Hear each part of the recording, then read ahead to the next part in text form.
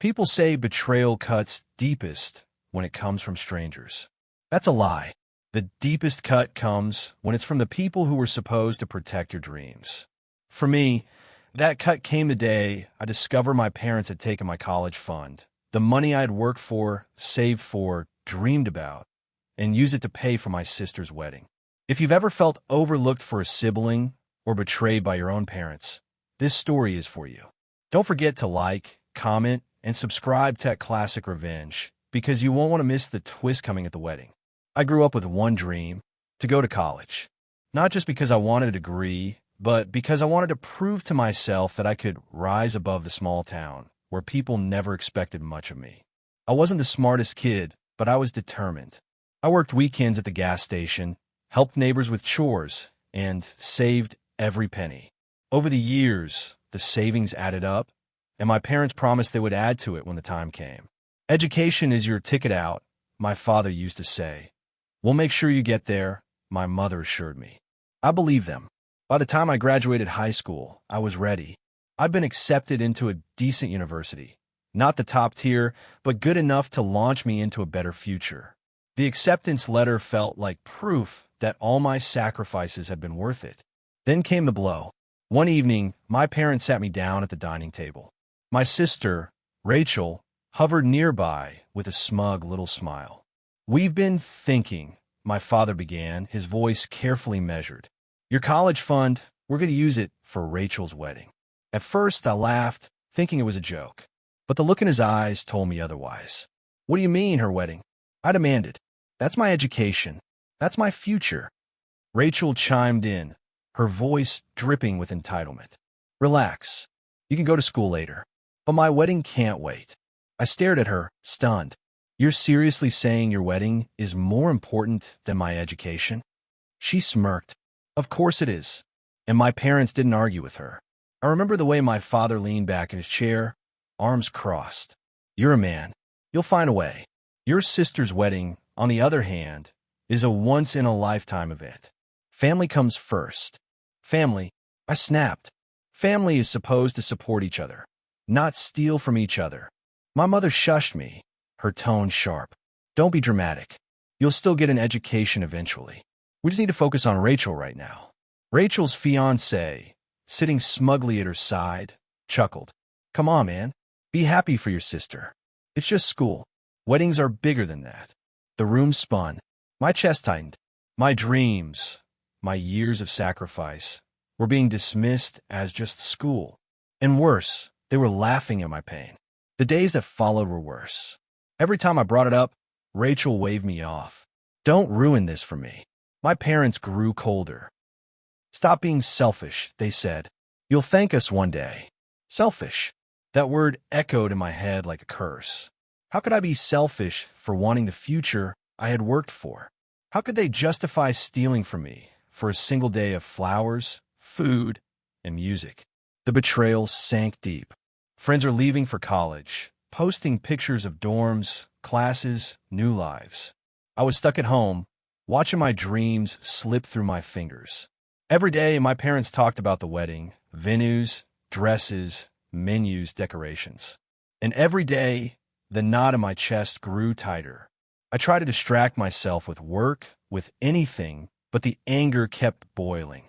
Because it wasn't just the money they stole. It was the respect, the belief, the acknowledgement that my future mattered. And the more they dismissed me, the more I realized something. If they could laugh while crushing my dream, I could laugh when I crushed theirs. I didn't know how yet, but as I watched the wedding plans grow more extravagant, as I saw Rachel bask in attention and my parents beam with pride, an idea began to form. If they thought her wedding was worth more than my education, then her wedding would also be the stage for my revenge. And when the day came, my truth would be louder than their laughter.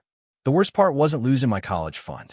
The worst part was how they laughed about it, as if my future was a joke, as if years of saving and sacrifice meant nothing.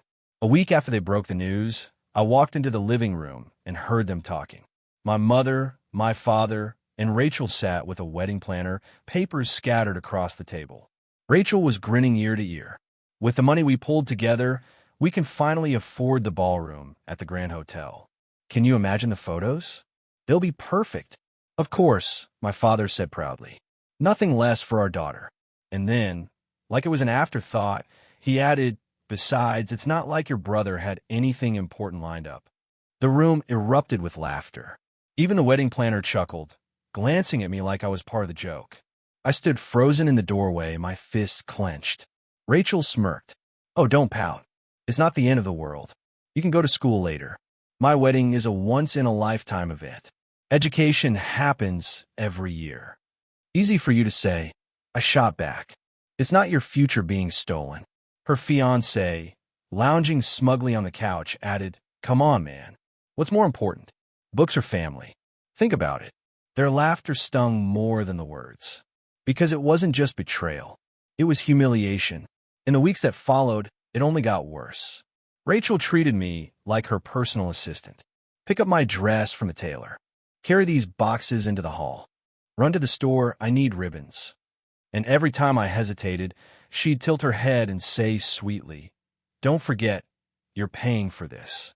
The least you can do is help. Her words sliced deep, but I swallowed the anger.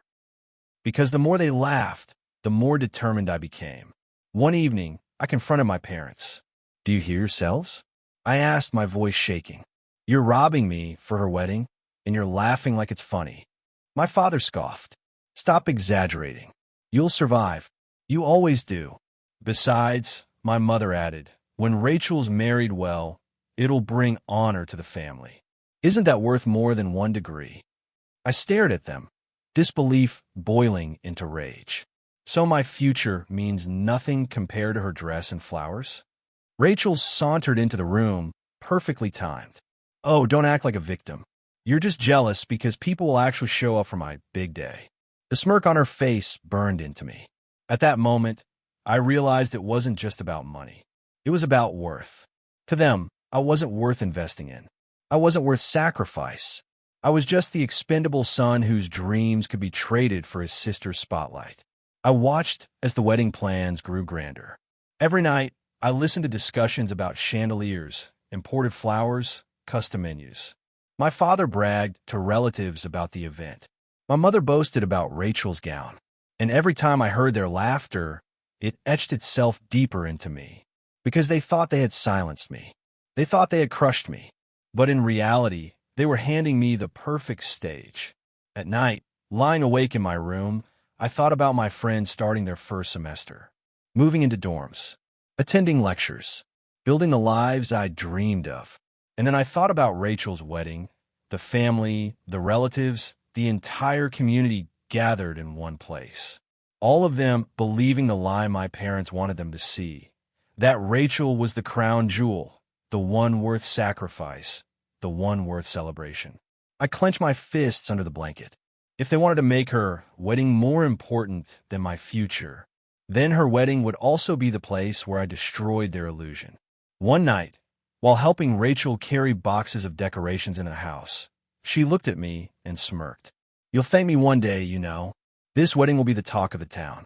And all thanks to you. I forced a smile. Oh, don't worry. People will definitely be talking. She laughed, thinking it was a compliment. But deep down, I was already planning. Because if they thought laughter could erase my pain, they were about to learn how loud my silence had been. And when the time came, my revenge wouldn't just be cold. It would be explosive. If you've ever watched someone being worshipped while you're pushed aside, you'll understand what those months before Rachel's wedding felt like for me. It was as though she could do no wrong. Every word she spoke was celebrated. Every demand she made was met without question. My parents acted like servants at her feet. And me? I was the shadow, the one who had paid the price for her throne. Rachel became a queen in her own house. She snapped her fingers and people rushed. Dad, I want gold-trimmed invitations. Mom, we need imported roses, not the local ones. To my dear brother, she'd add with a smirk, don't forget to carry the boxes when they arrive. Every time she called me dear brother, it was laced with mockery, a reminder that my dreams had been sacrificed for her glitter. And my parents? They smiled at her arrogance. She deserves the best, my father would say. She's bringing honor to the family, my mother added. Honor. That word made me sick. Because to them, Rachel's wedding was the family's legacy. My education, my future, disposable. The relatives joined the chorus too. When word spread that the wedding would be at the Grand Hotel, everyone praised my parents. You've really outdone yourselves. Rachel will be the talk of the town. But behind closed doors, whispers started creeping in. How are they affording all this? I thought money was tight. Didn't their son plan to go to college? Those whispers reached me, and each one was fuel, because the cracks were already forming in their golden image. Rachel, of course, didn't notice. She was too busy basking in the attention. She posted endless photos of her gown fittings, the decorated hall, her bridal shower. She wrote captions like, "Every girl deserves her fairy tale." Her friends gushed over her, showering her with likes and praise. But I knew the truth. Her fairy tale was built on my nightmare. The arrogance grew worse as the big day drew near. One evening, while everyone was gathered in the living room, Rachel looked at me and said, "You should be grateful, you know. My wedding is putting our family on the map. Your college would have just been, well, boring." My parents chuckled. Her fiancé grinned. I sat in silence, the rage boiling in my chest. They thought this was funny. They thought I would just accept it. But what they didn't know was that every insult, every laugh, every dismissal was sharpening me. They were too blinded by Rachel's glow to see that I was already planning to dim it, permanently. What fascinated me was how blind they were to Rachel's flaws. She was careless with money, wasteful with time, rude to anyone beneath her. She insulted waiters, snapped at vendors, and belittled anyone who couldn't give her what she wanted. But my parents ignored it all. "She's just stressed," my mother excused. "She's about to be married," my father reasoned. Stress didn't make you cruel. Entitlement did. And Rachel had been raised on entitlement. Meanwhile, I kept my head down. I did what they asked. I carried boxes. I picked up deliveries. I stood silently when Rachel mocked me. Because the more invisible they thought I was, the easier it would be to strike when the time came. Let them laugh. Let them underestimate me. They were feeding the very revenge that would destroy them. One night, as I walked past Rachel's room, I overheard her talking to her fiancé. "Honestly, my brother's such a loser. Imagine giving up your education so I could have my dream wedding. It's almost poetic." Her fiancé laughed. "Well, it works out. You'll have a perfect day, and he'll—" "What? Stock shelves." Their laughter echoed in my head long after I walked away. Poetic, she called it. She was right about one thing. It would be poetic when her perfect day turned into her downfall. The cracks in the golden image were there. People whispered about the cost, about Rachel's arrogance, about the family's obsession with appearances. But no one dared speak openly. Not yet. That would be my role. And I was going to make sure that when I finally spoke, the entire room would hear me. Loud, clear, unforgettable. Because if they thought her wedding was more important than my future, then her wedding would also be the stage where I ended their illusion forever. The hardest part of betrayal isn't the act itself. It's watching the life you dreamed of slip away while someone else thrives on what was taken from you. That was my reality in the months leading to Rachel's wedding. My friends were packing their bags for college. I scrolled through social media, seeing photos of them moving into dorm rooms, posing in front of university gates, posting captions like "New chapter begins." And me? I was running errands for my sister's wedding. While they attended orientation, I was carrying crates of champagne into the Grand Hotel storage room. While they met new professors, I was driving across town to pick up Rachel's custom jewelry. While they joined clubs and societies, I was standing in line at a bridal boutique, holding my sister's dress bag while she laughed with her friends. Every errand felt like another nail in the coffin of my dreams. I try to bring it up again with my parents. "Everyone else is moving forward with their lives," I said one evening as I stood in the kitchen. "Why can't I? Why is Rachel's wedding more important than my education?" My father didn't even look up from his newspaper. "Stop complaining. You'll have your time." "When?" I demanded. "When I'm too old to go back. When Rachel needs another sacrifice for her next big event." My mother sighed. "Your sister is getting married. This is her moment. Can't you just support her instead of being bitter?" Rachel walking in at that exact moment, smirked. Yeah, stop being dramatic. College isn't going anywhere. But my wedding? It's once in a lifetime. Her fiancé chuckled from the couch, assuming she doesn't want a second wedding someday. They all laughed. I didn't, because it wasn't funny. It was my future. Every time I watch a friend post about their first class, their new life, their bright future, the weight in my chest grew heavier. I should have been there. Instead, I was trapped in my parents' house, treated like a servant for my sister's fairy tale. The humiliation was unbearable, and the anger was unstoppable. But in the middle of the bitterness, something unexpected happened. The more I ran errands, the more I observed. I listened to Rachel's endless demands, my parents' careless boasting, the wedding planner's grumbles, the hotel staff's whispers. I started to see the cracks in their perfect plan more clearly. Vendors unpaid, promises made but not fulfilled, debt piling up behind the scenes while my parents smiled proudly in public. The image was grand, but the foundation was weak, and weak foundations crumble. One afternoon, as I carried decorations into the hall, I overheard two staff members talking. Can you believe they're spending this much? I heard they haven't even paid last month's balance. Typical. People love to look rich, even if they're drowning in debt. I stood there, pretending not to hear, but inside I was smiling for the first time in weeks. Because it wasn't just my future they were sacrificing.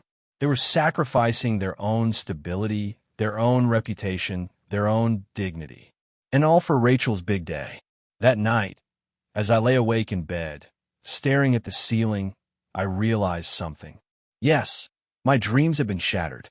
Yes, I'd lost my college fund, my chance to leave, my shot at building the life I wanted. But that didn't mean I was powerless.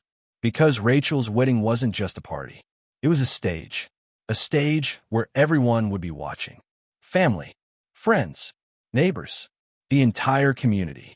And if I wanted revenge, there could be no better place. I whispered to myself in the dark. If they want to humiliate me, I'll return the favor. And I'll make sure they never forget it. The laughter that haunted me every day would be silenced. Not with fists, not with screams, but with truth. Loud, undeniable, and delivered in front of everyone they were trying so desperately to impress. They think revenge is loud. They think it's fist fights and shouted accusations. They've never had to make a plan. If you want someone to fall when they're highest, you don't rush in screaming. You build quietly, patiently, until a single truth collapses the whole charade. That's what I started doing the day I realized the wedding wasn't just frivolous.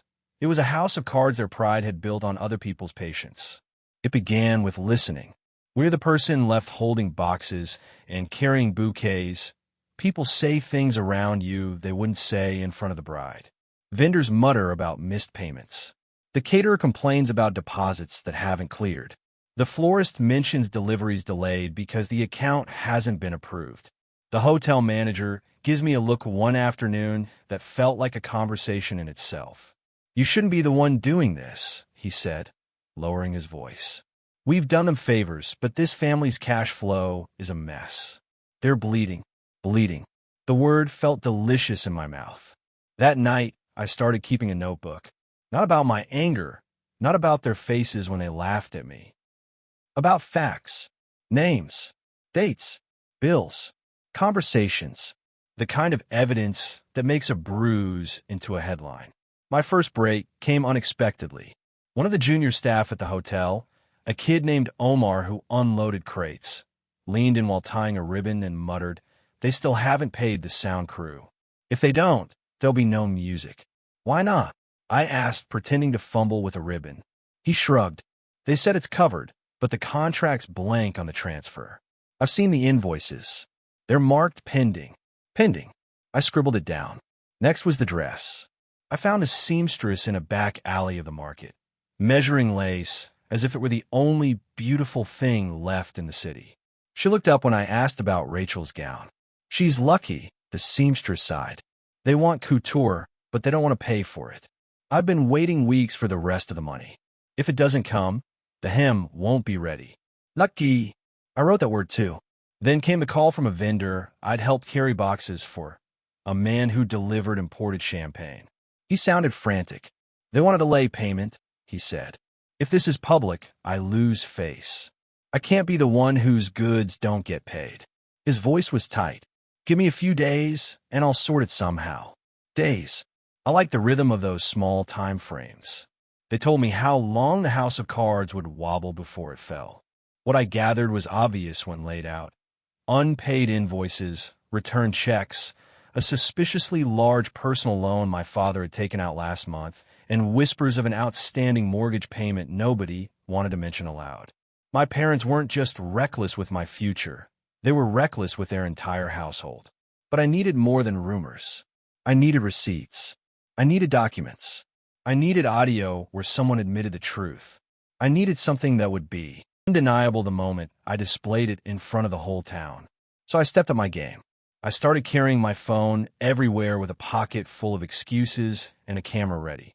When Rachel made a scene about a missing ribbon at the hall, I offered to fetch it and lingered near the account's office, where the assistant left paperwork on a desk while answering a call. One quick photo of the ledger, and I had line items confirming partial payments and pending statuses. When the sound tech muttered about an unpaid deposit to the DJ company, I asked for a business card under the guise of getting a recommendation. The card had the company's email. A polite message to the DJ asking for confirmation earned me, within minutes, a screenshot of their invoice marked unpaid. I learned to smile while I stole truth like a shoplifter steals perfume. The truth smelled better. The most damning thing, the thing that changed the shape of my plan from expose them to destroy them, came courtesy of Rachel herself. She was careless in a way only the entitled can be, loud, proud, wildly wasteful with her phone in her mouth. She left her fiancé's phone on the sofa one afternoon, screen unlocked.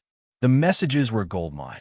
There were texts about a loan he'd asked from my father to cover extra expenses, and a chat with a so-called business partner who called the fiancé's venture a scam under their breath. There was even a forwarded message with a scanned banknote showing a large transfer to a private account that had nothing to do with wedding vendors. A transfer, a private account, a paper trail.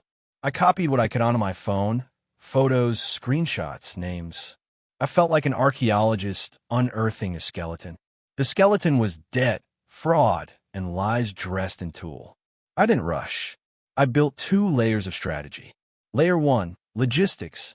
I needed a stage and a method to present the proof. The Grand Hotel's audiovisual system was perfect. Lights, projection, speakers. The guests would be captivated. If I slipped a file into the DJ's playlist as a slideshow or a recording to play during a speech, every eye in that room would be on it. If the screen showed the ledger, the invoices, the message threads, and then the voice memo my aunt had recorded years ago, the one where my mother joked about using the savings for Rachel's happiness, it would be unstoppable. Layer 2, leverage. I reached out quietly to the vendors who were owed money. I didn't threaten them. I offered them a promise. "Let me show you how this can end publicly, and if you want, I can give you the platform to speak when the truth comes out." Most were too scared to expose a paying family, but a few were exhausted and angry enough to nod. The caterer agreed to leave a plate untouched if I gave him a signal. The DJ agreed to put the slideshow at precisely the moment my mother's toast began. The florist, insulted and stiffed, gave me receipts he'd been saving in his apron. I built a coalition of quiet, furious people. There was risk. If I was caught snooping through phones or emails, I'd be the villain. If the projection failed, the moment would be nothing but a rumor. I could lose everything I'd left, my last shreds of dignity, the tenuous respect of a few friends, even my freedom. But then I thought about years of wasted classes, the nights closing the gas station, the envelope with college funds scribbled in my own neat handwriting now empty, because my father always had a better idea for glory. Risk was the cost of their arrogance. By the time I'd finished my notebook, the plan had teeth. I would not just accuse them of stealing my money. I would let the community see the paper trail, the invoices, the return checks, the messages, and the final transfer to that private account. I would let the DJ play the audio of my mother's voice, joking about how sacrifices make a family look better at social gatherings. It wasn't anger that made me smile as I closed the notebook. It was a cold, ruthless clarity. The date was set. The guests were arriving. The stage was ready. They thought they had bought the world's interest for a night. They were about to become a public spectacle. And I had only one rule for myself. When the curtain fell, there would be no way to laugh away the truth. Wedding week arrived like a storm. The house was a revolving door of vendors, relatives, and people who smelled of perfume and expectation. Every room held boxes of goodness that had once been mine in some other life. Catalogs I'd studied when dreaming of dorms, receipts I'd once saved toward tuition, now repurposed into ribbons and place cards. For days I moved through the house like a ghost with a plan. I was the errand boy with a notebook and a camera, but inside my chest, I felt like a conductor preparing an orchestra whose crescendo would leave them speechless. There's a small cruelty in being invisible when the whole world is conspiring to celebrate someone else. People smiled at Rachel, called her our bride. They barely looked in my direction. My mother gave me curt nods and instructions. Make sure the photographer gets the family shots. Don't forget Uncle Olu's allergies. Her voice was efficient, distant. I could tell she was tired. Not from grief, not from regret. From the strain of keeping up appearances as bills rattled beneath the table. The thing about plans is they require timing. A reveal needs a moment when all the eyes are fixed in the same place. The wedding had plenty of those. The vows, the first kiss, but most of all, the speeches. My mother planned a long one, full of gratitude, of smug little victories, of how the family had come together to make Rachel's dream happen. That was my window. I met the DJ twice that week. He was younger than me, wearing the weary look of someone who has been undercut by clients who promise and don't pay. He drank instant coffee and spoke in curt sentences. We met behind the hotel, near a service door where the smell of oven grease made everything feel real. You sure about this? He asked, not unkindly. I nodded. You put the slideshow up during my mother's toast, right after the thank yous when she raises her glass. He hesitated. You know, I can't do anything illegal. It's not illegal, I said. It's truth. If they came clean to you, would you want the truth out? His jaw tightened. Good. I'll cue it. 10 seconds after she says, family, show the pictures. Then play the audio. He nodded, and I felt the first real tremor of my plan shifting from idea to machine. There were small, tense moments over the next 2 days where I almost folded. My sister found me in the kitchen folding napkins and kissed me on the cheek with blind affection. You're doing such a great job, she cooed. I felt bile rise in my mouth. I remembered every time she'd smiled as my dreams burned. I remembered the way my parents had traded my future for her day. For a second, I pictured confronting her, screaming until my voice broke. But the plan needed my silence. A public meltdown would ruin everything, make me look bitter and petty. I breathed and kept folding. My mother's friends arrived with presents so lavish they seemed designed to mock the cost. One woman, a cousin who had once loaned my mother money and never been repaid, hugged Rachel and whispered, "You're so lucky." Lucky! The word looped like a film in my head. That night, I sat in my car outside the hotel until the lights dimmed and the last of the staff left. I went over the timeline again. The caterer would bring out the main course at 8. The speeches would start at 9. The DJ was clear. The florist had left an envelope with receipts in my hands when I helped clear a table. The seamstress had slipped me an extra image of the unpaid balance. I had everything I needed. Fear is a curious thing. It makes your palms sweat and your thoughts sharp. When you're about to do something that will ruin people, your family, it isn't a clean moral line. I found myself confronting that truth often. This wasn't petty theft. This was exposure. It would humiliate my mother, wreck Rachel's happiest day, and maybe destroy relationships forever. There were nights I wondered if I was a monster. But then I remembered the funeral of my future, the way my father had leaned back in his chair and smiled, as if deciding what to do with a child were like choosing a menu item.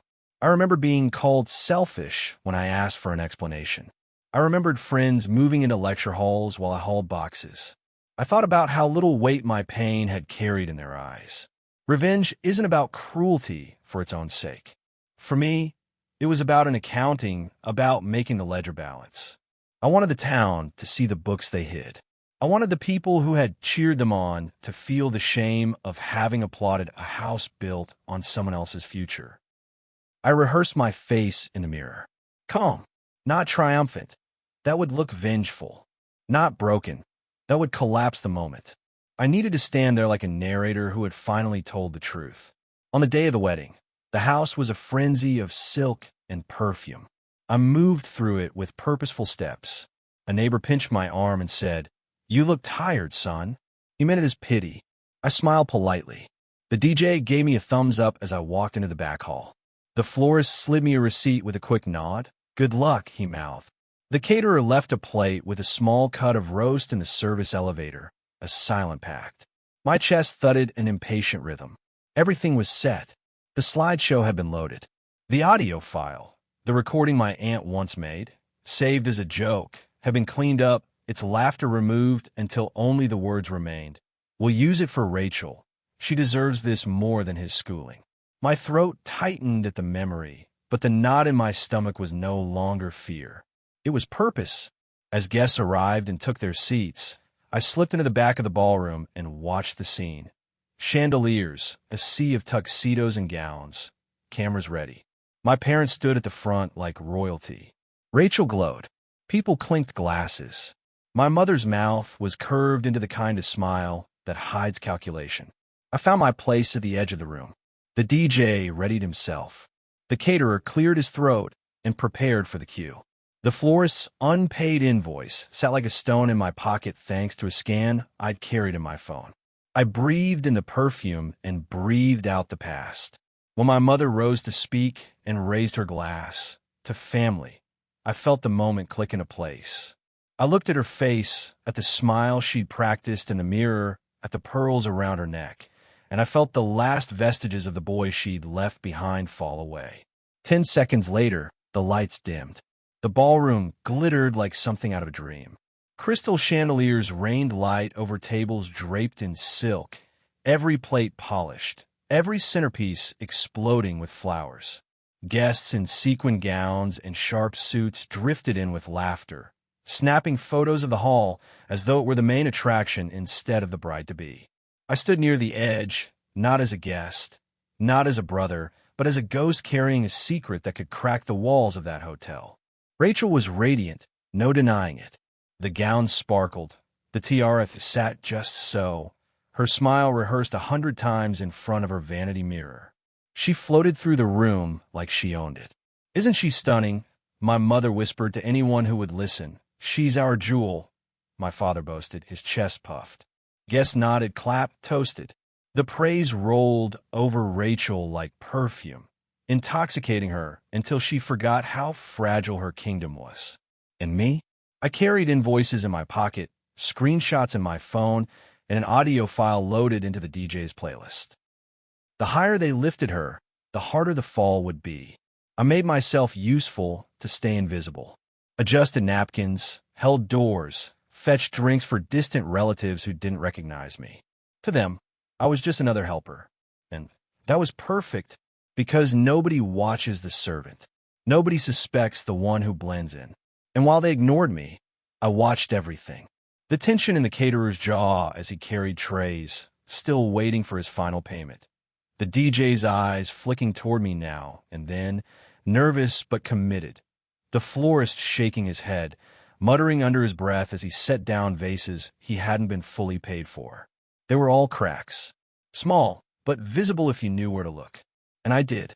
When the ceremony began, I stood in the back, arms folded, heart pounding.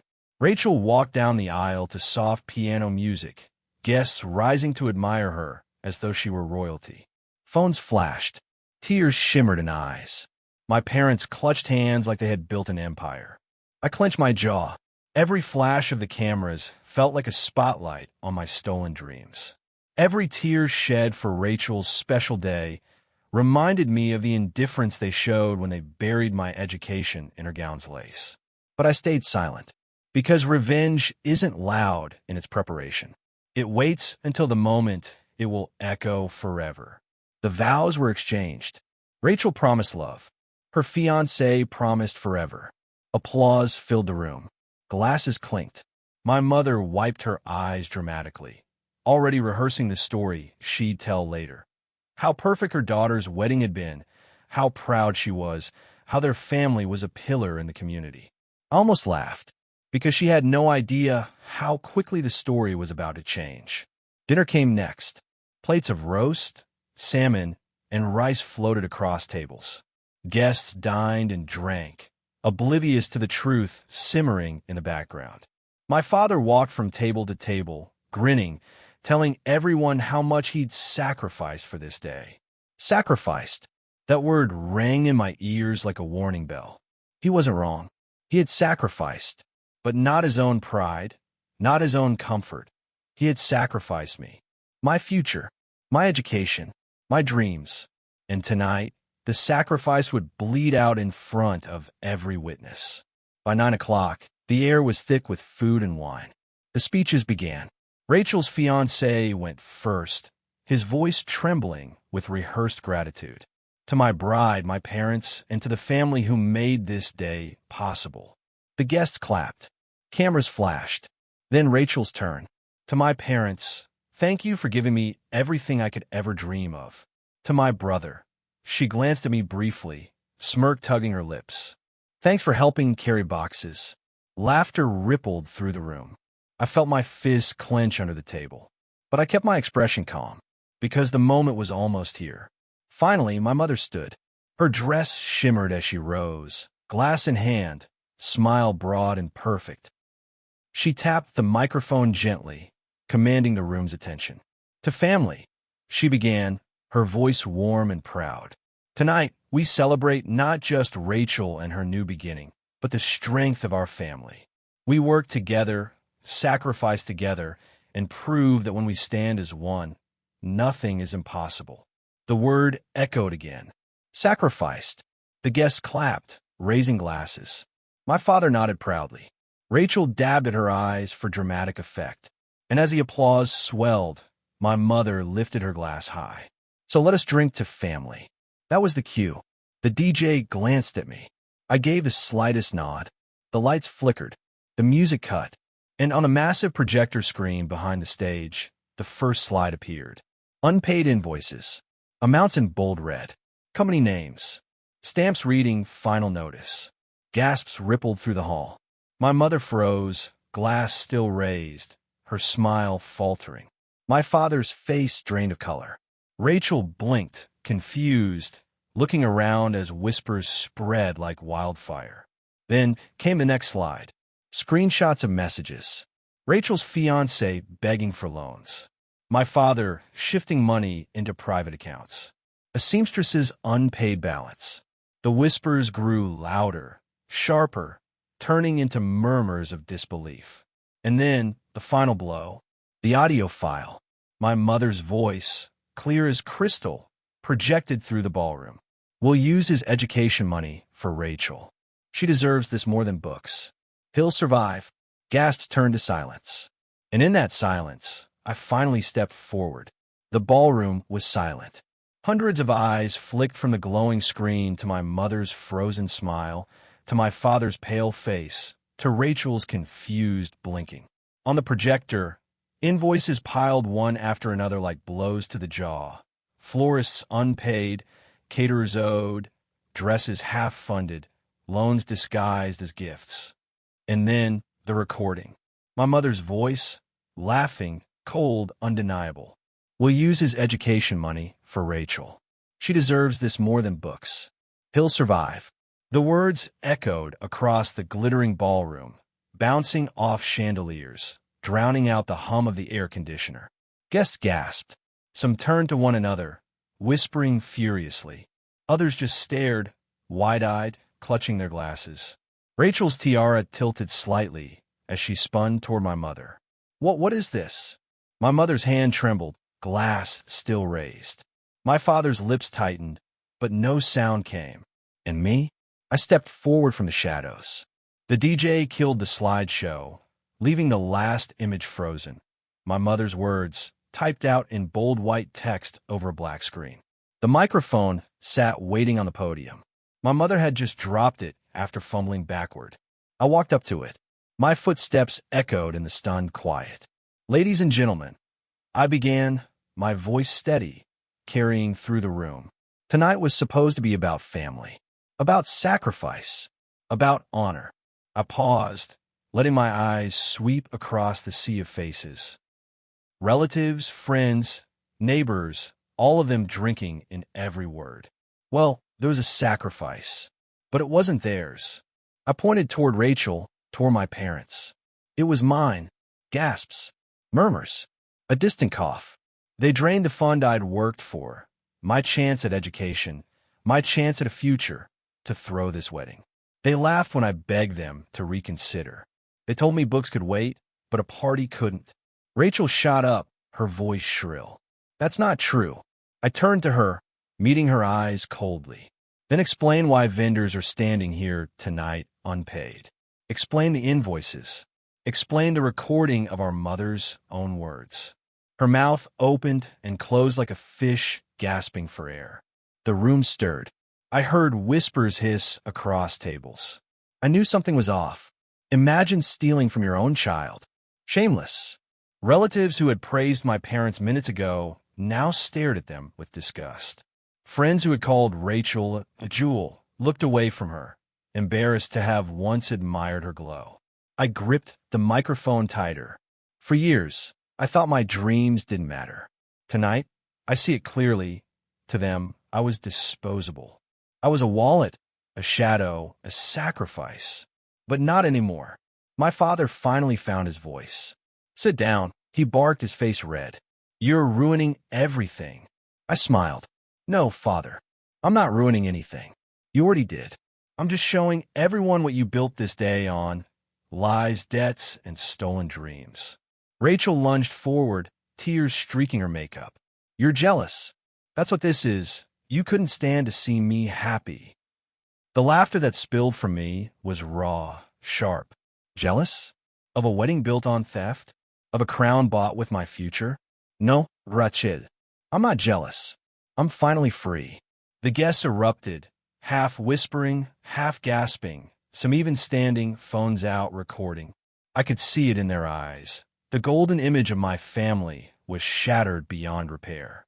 The vendors, too, stirred. In the crowd, the caterer stood up, waving his unpaid invoice. He's telling the truth. I still haven't seen a penny of what I'm owed. The florist stepped forward, voice shaking with anger. Same here. They strung me along for months. One by one, voices rose. Complaints, accusations, proof.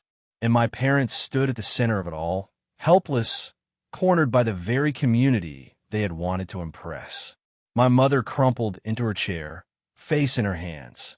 My father tried to shout over the chaos, but his voice cracked. Rachel sobbed, mascara running down her cheeks, tiara tilted like a crown stolen from a child playing dress-up. The ballroom was no longer a celebration. It was a courtroom, and I had been the prosecutor, the witness, and the verdict. Finally, I lowered the microphone. My heart pounded, but my voice was calm. To everyone here tonight, remember this when you think of my family. Remember what they chose. They chose lace over learning, champagne over books, a party over a son's future.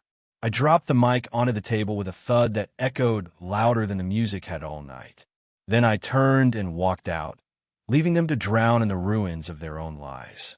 Behind me, I heard the uproar swell, guests demanding answers, vendors threatening lawsuits, relatives shaking their heads in shame. But I didn't need to stay. I'd already done what I came to do. I hadn't just ruined the wedding. I'd exposed the truth in front of every single person they wanted to impress. And no amount of champagne, no amount of lace, no amount of stage smiles could erase what I had revealed. The laughter they once used to mock me was gone, replaced by silence. The silence of shame. You think a wedding ends with music, laughter, and dancing. But Rachel's ended with shouting, accusations, and shame thick enough to choke on. By the next morning, the entire town knew. Videos of my speech spread faster than the champagne had been poured. Clips of the invoices on the projector made their way onto social media, paired with captions like, "Imagine stealing from your own son for a wedding, and this is what family betrayal looks like." The recording of my mother's voice became infamous. People replayed it, dissected it, quoted it. Her laughter, once smug, now sounded cruel to everyone who heard it. There was no erasing it, no spinning it. The truth was out. My parents didn't leave the house for weeks. When they finally did, heads turned, whispers followed. Shopkeepers who once greeted them with smiles now served them with cold eyes. Church friends avoided them. Relatives who had sung their praises distanced themselves quickly. My father's pride, once his armor, shattered under the weight of disgrace. He walked hunched now, eyes down. My mother cried often, though I suspected the tears weren't for me or what they'd done, but for the image she had lost. And Rachel? She stayed locked in her room, her happily ever after crumbling before it had begun. Her fiancé's family, humiliated by the exposure, pulled out of the marriage within days. "She's not coming into our family with that kind of scandal," they declared. The engagement was broken. The crown Rachel had stolen with my future slipped right off her head. Debt collectors came next. Vendors, emboldened by the public spectacle, demanded payment. The caterer threatened legal action. The florist delivered flowers to the house. Not bouquets, but stacks of unpaid invoices bound with ribbon. The seamstress shouted outside our gate, waving receipts for the dress that now lay crumpled in Rachel's closet. Neighbors gathered to watch the spectacle, shaking their heads. "This is what happens when you build pride on lies," one said. My parents, once envied, were now pitted. But not by me. I didn't pity them. I watched it all in silence, the same way they had watched me suffer when they drained my fund. The irony was rich. They had stolen my education to buy prestige. Now they had neither. No college for me, and no dignity for them. And Rachel? No wedding. Their empire of glitter had collapsed into dust. One evening, my father tried to speak to me. "You've ruined us," he muttered, his voice hoarse. I looked him dead in the eye. "No, father. You ruined yourself." I just held up the mirror. He had no reply. Relatives came calling, too. Some scolded me for airing dirty laundry in public. "You could have handled this privately," one uncle said. I laughed in his face. "Privately? You mean like they handled stealing my future?" "No. They made it public the moment they laughed at my pain. I just made sure everyone else could hear it." Another aunt, braver than most, pulled me aside and whispered they were wrong. They needed to be humbled. "You did what none of us had the courage to do." Her words didn't heal me, but they settled something inside me. Rachel eventually confronted me. Her eyes were red, her voice hoarse from crying. "You destroyed me," she spat. "No," I said calmly. "You destroyed yourself when you stood there and mocked me, knowing what you'd taken. I just gave the world the truth." She burst into tears, collapsing onto the sofa, sobbing into her hands. For a moment, I almost felt pity, but then I remembered the way she had looked at me that night, smirking, saying my future could wait. And the pity evaporated. The fallout wasn't just financial. It was social. The family name that once commanded respect now drew sneers. Invitations to parties, weddings, and community events stopped coming. Even distant cousins avoided us. We were no longer the admired family. We were the cautionary tale. And me? For the first time in years, I felt free. Not because I'd ruined them, but because I'd reclaimed something they thought they could take forever, my voice. I didn't have a degree. I didn't have the life I planned. But I had the one thing they couldn't touch anymore, my dignity. I took extra shifts, saved what I could, and started planning again. Maybe I'd go to school later. Maybe I wouldn't. But one thing was certain. My life was no longer chained to their choices. They had lost the right to define me the moment they laughed at my pain. And when I walked through the town now, heads didn't turn in pity. They turned in respect. Not for what I'd lost, but for what I'd dared to do. Revenge doesn't always look like fire and fury. Sometimes it looks like silence, like walking into a room where people once mocked you and watching them lower their eyes in shame. That's what life became after Rachel's wedding collapsed. Weeks passed. The chaos died down, but the shame lingered like smoke after a fire. My parents no longer boasted about family honor. My mother stopped attending her social clubs. My father's voice, once booming with pride, had shrunk to a whisper. And Rachel, well, Rachel no longer posted glittering captions about her fairy tale. Her friends drifted away. Her fiancé vanished. She was left with the ashes of a wedding that had been built on my future. I thought I would feel joy, watching them all unravel. I thought I would laugh, the way they once laughed at me. But I didn't. Because revenge isn't about laughter. It's about balance. And the scales, finally, were even. One afternoon, my father cornered me in the hallway. His face was lined, his pride worn thin. "You humiliated us," he said, voice trembling. I met his gaze without flinching. "No, you humiliated yourself. I just made sure people saw it." His lips pressed into a thin line, but he said nothing more. For once in his life, he had no words, and that silence was worth more than any apology. My mother tried a different tactic. "I only wanted what was best for Rachel," she whispered, tears streaking her cheeks. "And what about me?" I asked. My voice cracked, not with weakness, but with years of unanswered pain. Was I ever your best? Or was I just expendable? She didn't answer. She just wept, clutching her pearls, as though they were the only thing she had left. For years, she had smiled through my pain. Now, she couldn't even look at me. That I realized with my victory. Rachel, though, was the one who tried hardest to fight. "You've ruined me," she shouted one evening, her mascara smudged, her voice hoarse from crying. "You destroyed everything I had." I looked at her calm. "I didn't destroy anything. I just revealed the truth. If your happiness depended on stealing from me, then it was never real." She collapsed into sobs, her tiara long forgotten in a box upstairs. And I walked away. Life moved on as it always does. Relatives stopped visiting. The family name was no longer praised in the town square. Vendors kept pressing for payments my parents couldn't make. The house, once loud with pride, grew quiet with shame. And me? I found work. I saved. I started rebuilding the dream they thought they had taken from me. College might not come immediately, but it would come. Because the future is not always about timing. It's about determination. And if there's one thing betrayal had given me, it was determination carved deep into my bones. I walked past the Grand Hotel weeks later, where another couple was celebrating their wedding. I heard music, laughter, joy spilling out into the street. And I smiled. Not because I envied them, but because I no longer carried envy at all. I had already won. Not because I ruined Rachel's wedding. Not because I humiliated my parents. But because I had proven a truth they could never erase. The son they dismissed. The dreams they laughed at. The future they stole. It all came back louder, stronger, undeniable. And their shame was the weight they would carry forever. So no, I didn't walk away with a degree that year. I didn't walk away with the life I once imagined. But I walked away with something more powerful.